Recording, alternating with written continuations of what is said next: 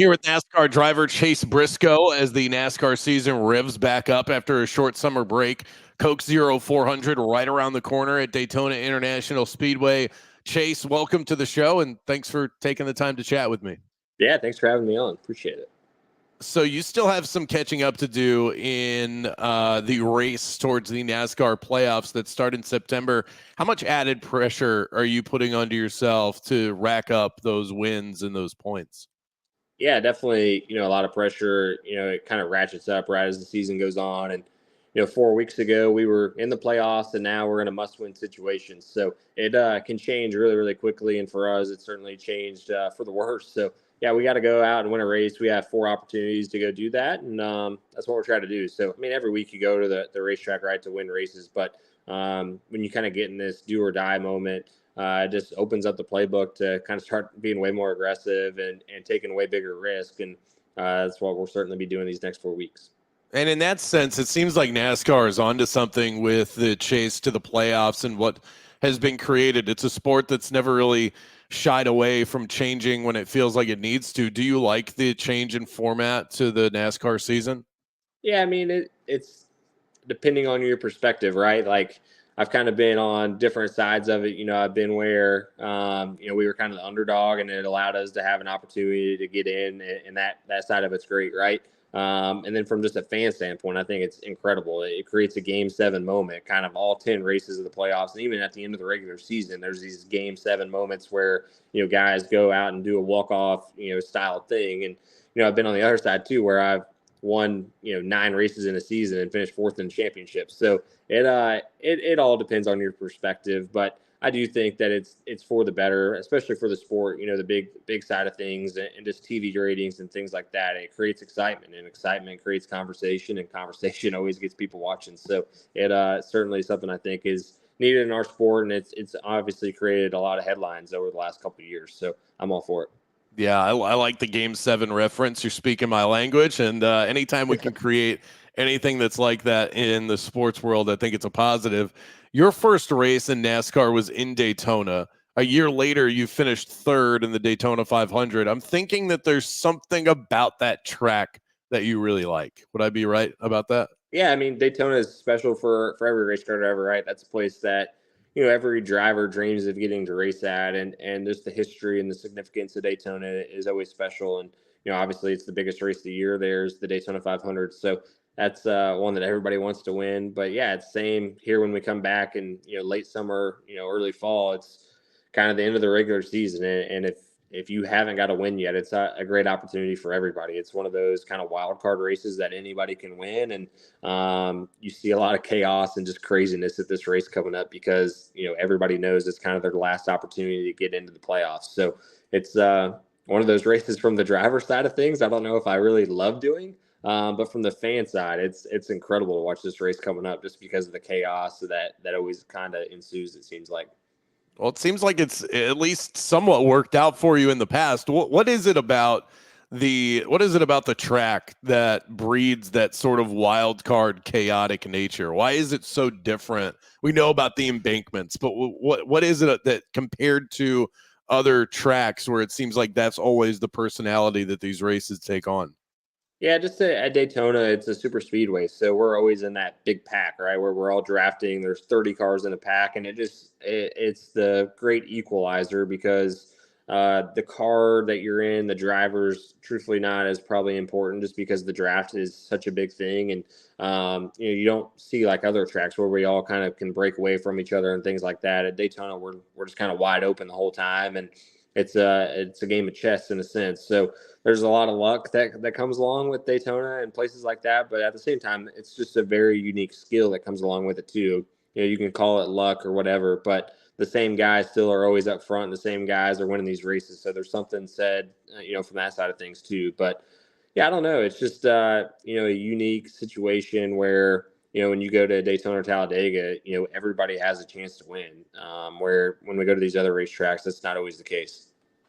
Is part of the strategy to just simply avoid getting in a wreck? Like if you do Yeah. that, then you'll be in a good spot come the end of the race. And So you have to be aggressive, but at the same time, if you're too aggressive, you'll take yourself out of it. So how do you balance that when you're at a track like that and you guys are all bunched up the way that you are?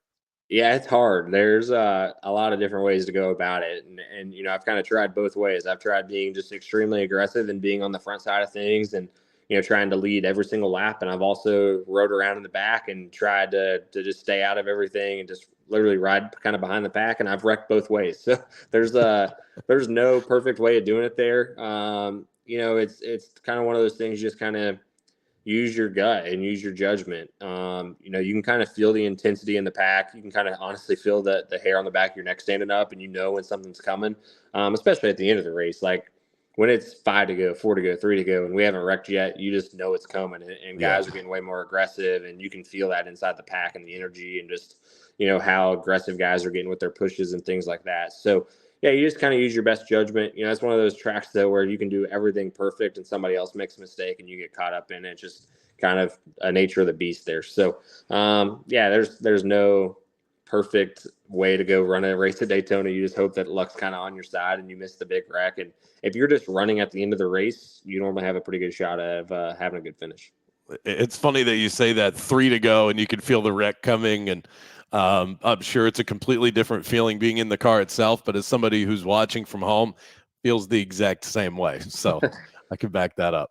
I was looking into your background and I saw that your dad didn't want you to race originally, despite the fact that racing pretty much runs through your family tree. Did he ever give you a reason why, and why didn't you listen to him?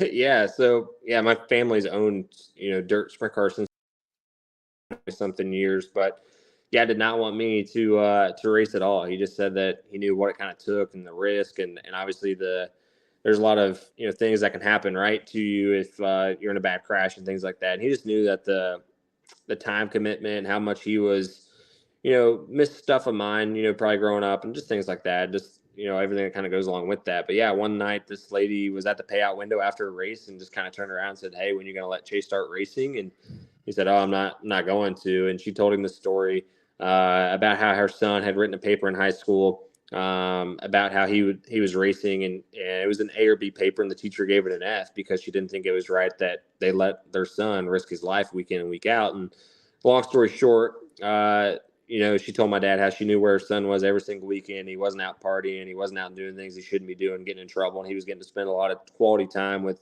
his family.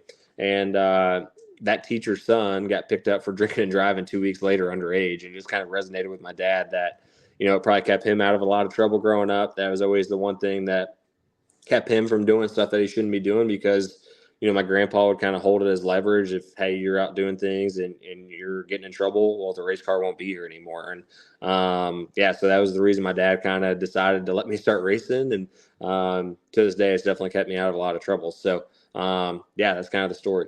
That is a fascinating story. And congratulations, by the way, you and your wife, Marissa, expecting twins. That is incredible.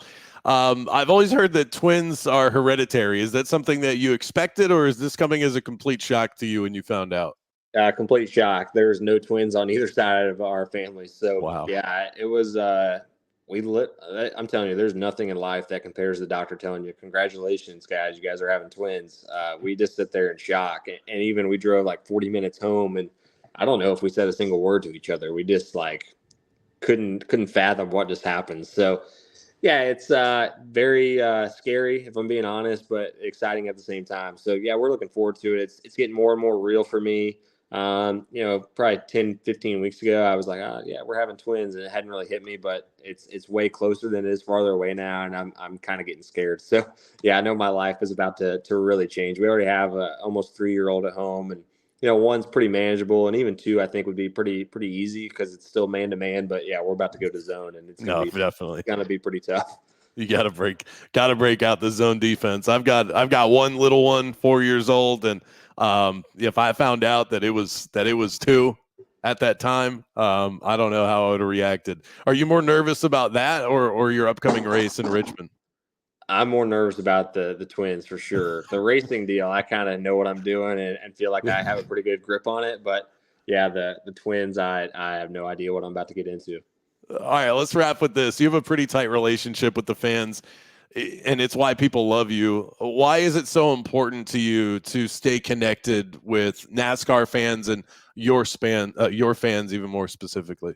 Yeah, for me, I grew up a diehard fan, for one. So, I feel like I always was that little kid that was on the other side of the fence, just wanting to get a driver's autograph or wanting to have a driver come up to me, take a picture with me. So I've always kept that in the back of my mind that is, a huge thing, right? Like those people are coming there, spending their hard-earned time and or hard-earned money and their time there. And I just appreciate every single person that comes, truthfully, whether it's my fan or not. I want them to have a good experience. And, I see other drivers walk by them and not give them the time of day. And, I try to make everybody's day.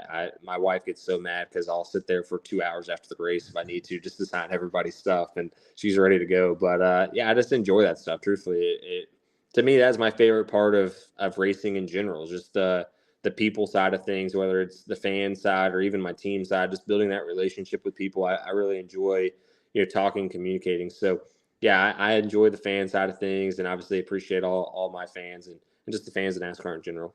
That's good. I mean, you don't want to ever forget the humble beginnings, especially as a fan yourself. And I think it speaks to your character. Chase Briscoe headed to Richmond this weekend and then to Daytona on August 24th. NASCAR postseason right around the corner. You've been a great guest, Chase. A pleasure to chat with you. Thanks for the time and best of luck with the remainder of the season. And more importantly, best of luck with those Yeah. twins. Yeah. All Thank you. right. I'll be Appreciate it. thinking about you. Yeah. Thank you, man. Appreciate it.